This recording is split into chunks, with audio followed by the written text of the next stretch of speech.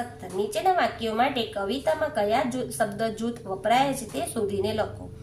મારું કહ્યું માનો, રાખો મારું કહે, તમને નિમંત્રણ આપવા શોધું છું, નોતરું દેવા ખોળું તમને, માંસાહાર બહુ કર્યો, હાર ચામડા બહુ બહુ ચૂથ્યો, તમારું આજે દર્શન થયું, આજે મુખડું દીધું, સિંહે રાડા રાડ કરી મૂકી, રાણાજીએ પાડી બૂમાબૂમ, રૂવે રૂવે માખ વળગી, વળગી લારો લાર. 18 વિચારીને ખરું કરો. વિગત આપી છે, સિંહને ખબર નહોતી અને સિંહને ખબર ન પડી. તેના કરતા વધુ બુદ્ધિશાળી છે, સિંહને ખબર નહોતી. રીંછ ખોટી ખોટી સલામો ભરી રહ્યું છે, સિંહને ખબર ન પડી. રીંછ એના ઘરે નહીં પણ બીજે કશે લઈ જાય છે, તો સિંહને ખબર ન પડી. નાનકડી મધમાખીનો ડંખ ભારે હોય છે, સિંહને ખબર નહોતી. મધ પૂળો તોડવાની મધમાખીઓ છંછેડાય છે, તો કયું આવે? સિંહને ખબર નહોતી.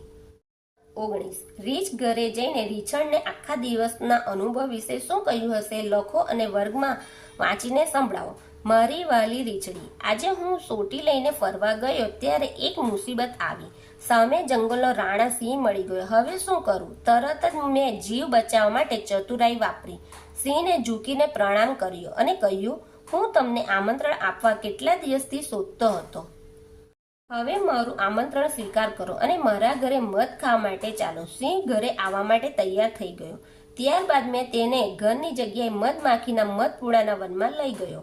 ત્યાં તેને મધ ખાવા જતા કેટલી માખીઓ સિંહના આંખ, મોં, જીભ, હોઠ એમ આખા શરીરે કરડી ગઈ. ડંખની પીડા સહન ન થતા તે ત્યાંથી બૂમો પાડતો ભાગી ગયો. મારા જીવમાં જીવ આવ્યો.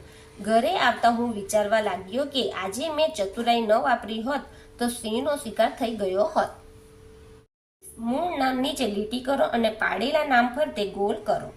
તો અહીંયા આપ્યું છે પહેલું, મેં પોપટ પાડ્યો છે, તો પોપટની મૂળ નામ છે તો અહીં લીટી કરી ને તેનું નામ બાદશાહ છે, તો એનું નામ પાડ્યું છે એટલે ગોળ કર્યું છે.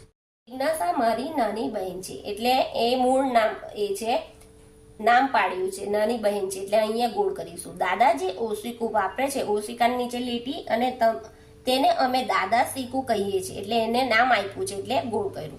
મોટા દવાખાનાનું નામ એટલે દવાખાનું મૂળ છે એટલે એને લીટી કરીને, ગાંધી હોસ્પિટલ છે એટલે એનું નામ આપ્યું છે.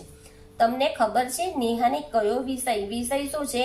નામ છે એટલે અહીંયા કહ્યું ને એનું ગમે ગુજરાતી તે નામ આપ્યું છે એટલે ગોળ કર્યું. વિષ્ણુભાઈ સરપંચનું ઘર વિજય સોસાયટીમાં આવેલું છે એટલે ઘર શું છે? મૂળ નામ અને નામ આપ્યું છે વિજય સોસાયટી.